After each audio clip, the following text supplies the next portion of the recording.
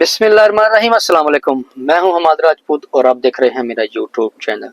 अच्छा जी, आज सुबह मैं मामूल के मुताबिक 6 बजे जो है मेरी रूटीन है डेली के 6 बजे मैं उठ के डेली जो है वो अपने जो कारोबार के सिलसिले में मैं निकल जाता हूं।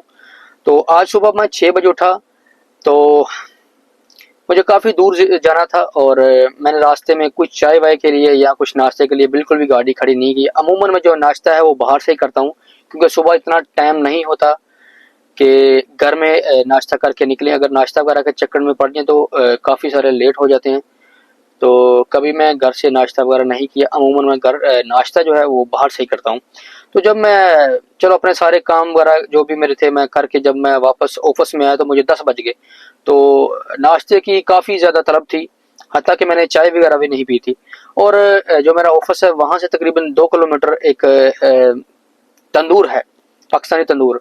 यहाँ पे ज़्यादातर होटल जो हैं वो इंडियन के हैं, बंगाली और इंडियन। वहाँ पे जो पराठे वगैरह बनते हैं वो छोटे छोटे पराठे होते हैं, वो जो बनते हैं हम लोगों को वो खाने में ज़्यादा कुछ टेस्ट नहीं आता, क्योंकि हम लोग पाकिस्तानी खाते हैं बड़े पराठे। तो 2 किलोमीटर दूर एक तंदूर था। वहाँ पे जनाब बहुत ही ज़बरदस्त किस्म के वो पाकिस्तानी हैं पराठे बनाते हैं और साथ में जनाब चने होते हैं वाइट और हलवा। माशाल्लाह बहुत ही ज़बरदस्त उनका जो है नाश्ता होता है। और मैं जब भी नाश्ता करता हूँ तो कोशिश यही होती है कि उनके पास जाके नाश्ता करूँ, क्योंकि मुझे वहाँ पे नाश्ता करने का बहुत ज़्यादा टेस्ट आता है। तो जब 10 बजे मैं वहाँ पे गया तो देखा कि वहाँ पे सारी जो कुर्सियाँ खाली पड़ी थी। तो अंदर 2 ही बंदे थे, एक पठान था एक पंजाबी था। मैं बोला भाई आज क्या हो गया, आज तो कोई बंदा नजर नहीं आ रहा है। वो बोलते भाई अभी 10 बज गए, सब लोग नाश्ता वगैरह करके, मजदूर आदमी है यहाँ तो सारे मजदूर आते हैं और सारे नाश्ता वगैरह करके कुछ नाश्ता वगैरह कर लेते हैं, यहाँ बैठ के कुछ जो है वो साथ में ले जाते हैं। तो अभी तो 10 बज गए हैं, अभी 12-1 बजे फिर लोग आएंगे। मैंने ठीक है। तो मैंने उन लोगों को पूछा, मैं बोला यार एक बात बताओ, आप 2 आदमी यहाँ पे काम कर रहे हो तो आपकी जो सैलरी है वो कितनी है वो पहले बताओ मुझे। वो बोला यार आपको क्या करा। मैं बोला यार फिर भी मुझे थोड़ा बताओ ना। तो बोलते हैं कि हमारी 150 रियाल सैलरी है। और मैं बोला खाना खाना ही बोलते हैं इधर ही जो बनाते हैं वही खा लेते हैं, और रूम जो है वो अरबाब का है। होटल वो उन लोगों ने बताया कि अरबाब का, हमारा होटल नहीं है, हम जो है अरबाब के पास जो है सैलरी में काम करते हैं। मैंने बोला ठीक है। तो मैं बोला यार आप बस रोटी बेचते हैं और सुबह में बस पराठा वगैरह वो ये 2-3 जो सालन रखे हुए हैं, बस यही आपको बड़ा मतलब बिरयानी वगैरह कुछ नहीं है आप, क्योंकि ममनू होता है ना तंदूर में, यही है आप रोटी बना सकते हैं और पराठा वगैरह और कुछ 1-2 सालन वगैरह, इससे ज़्यादा आप कुछ नहीं कर सकते क्योंकि अलाउ नहीं है। तो मैं बोला आपकी 150 रियाल सैलरी है और किराया भी दुकान का और सारा ये जो खर्चा मर्चा, ये तो अरबाब को फिर क्या बचता है। तो बोलता है भाई हर महीने अरबाब को हम 400-500 रियाल बचा के देते हैं। तो मैं बोला यार मजाक मत करो। बोला नहीं भाई हमको क्या जरूरत है आपके साथ जो है वो मजाक करने की, हम 150 रियाल दोनों बंदे की 150 रियाल सैलरी है और इसके अलावा हर महीने 400, 450, 500 रियाल अरबाब को हम लोग बचा के देते हैं। तो मैं हैरान हुआ, परेशान हो गया। ठीक है यार ये तो बोझ।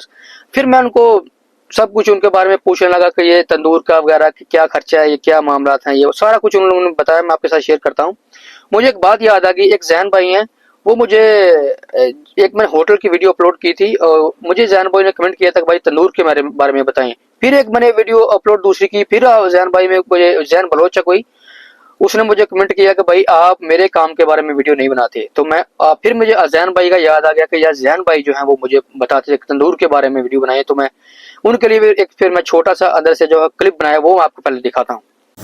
अच्छा ये इनका बोर्ड लगा हुआ है, ऊपर लिखा हुआ मुखबस तंदूर व मक्का, यानी ये 2 बोर्ड हैं, एक तो तंदूर है और एक मक्का यानी कॉफ़ी शॉप, दोनों मिक्स करके इन लोगों ने बोर्ड लगाया हुआ है। ऐसा आप कर सकते हैं, तंदूर और मक्का दोनों को आप बोर्ड मिक्स करके लगा सकते हैं। ये है जी जनाब अंदर के मनाजर, और ये है जनाब तंदूर।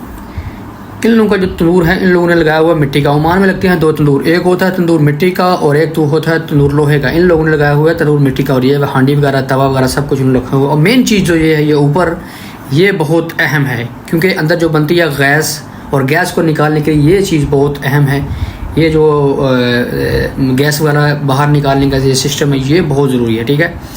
तो बाकी मोटी मोटी ये भाई लोग थोड़े बिजी से, मैं इनके बात इनको डिस्टर्ब नहीं किया। मेरी सारी इनके साथ वो जो है बातचीत हुई है, कितना खर्चा है, क्या है, क्या नहीं, वो सारा आपके साथ में डिटेल में आपके साथ मैं शेयर करता हूँ कि क्या क्या सारे मामला, कितना खर्चा है तंदूर का और ये जो गैस वगैरह का सिस्टम है टोटल कितना खर्चा, क्या क्या चाहिए ज़रूरी, वो सब आपके साथ मैं शेयर कर रहा हूँ।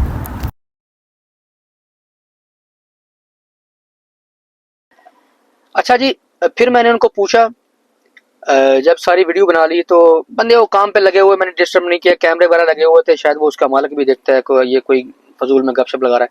तो मैंने उनको पूछा, यार ये जो तंदूर है, ये जो आपने लगाया, ये मिट्टी का तंदूर है, तो ये कितने का आता है?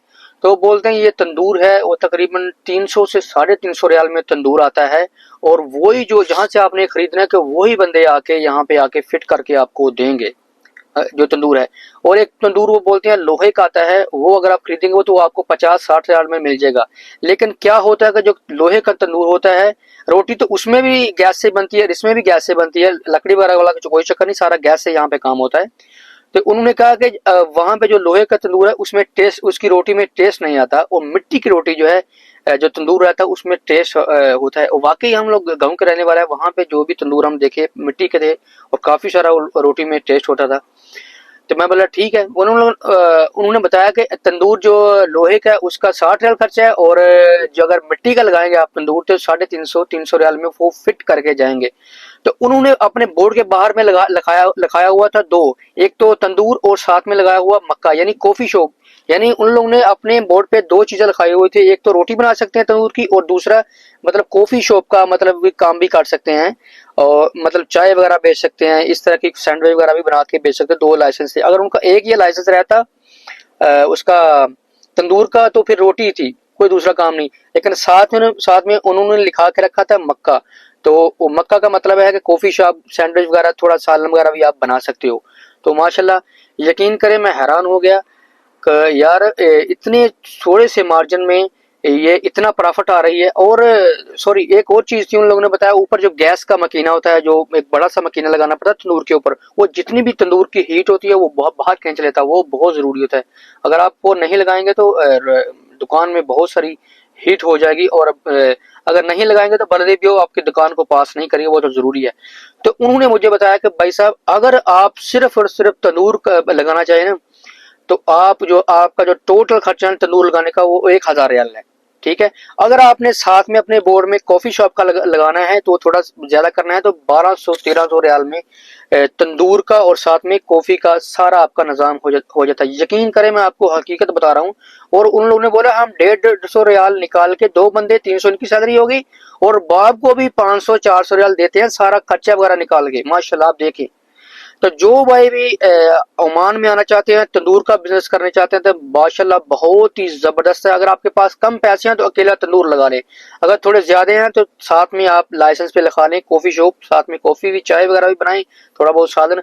और माशाल्लाह अल्लाह पाक के करम और फजल से आपको बहुत ही ज्यादा कामयाबी मिलेगी। ये काम मैं आपको 100% बता रहा हूँ। जो बात उन लोगों ने हकीकत बताई वही आपके साथ मैं शेयर कर रहा हूँ। और जैन भाई, आपके लिए स्पेशली ये है कि अगर आप तंदूर वगैरह का काम करना चाहते हैं तो 1,000-1,200 रियाल तक ये यही मार्जिन है, इसमें आपकी टोटल दुकान जो है वो रेडी हो जाएगी। और अगर आप खुद काम करेंगे और साथ में एक बंदा रखे तो आपको तो ज्यादा प्रॉफिट मिलने वाली है, क्योंकि आप तो उन लोगों का जो होटल था वो तो कफील का था, कफील के पास काम कर रहे थे। अगर आप खुद का अपने पैसे लगाएंगे तो आपको माशाल्लाह बहुत ज्यादा प्रॉफिट मिलने वाली है।